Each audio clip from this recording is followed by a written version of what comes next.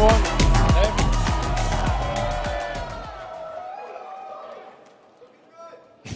All right, welcome to Sparks, Nevada, site of the Tesla Gigafactory and our Tesla semi-truck factory as well.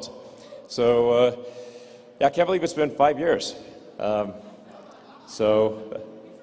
unveiled the Tesla Semi 5 years ago. It's been a lot that's happened since then, to say the least. So we were incredibly excited tonight to actually deliver our first production Tesla semi-trucks.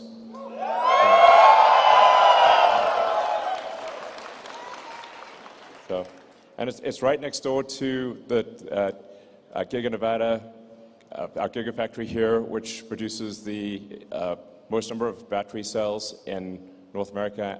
It produces our drive units and battery packs.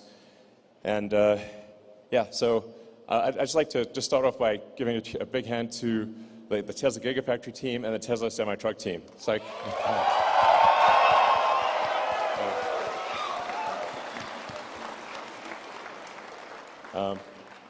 and I think you've had a chance to tour the production line, so cool, right?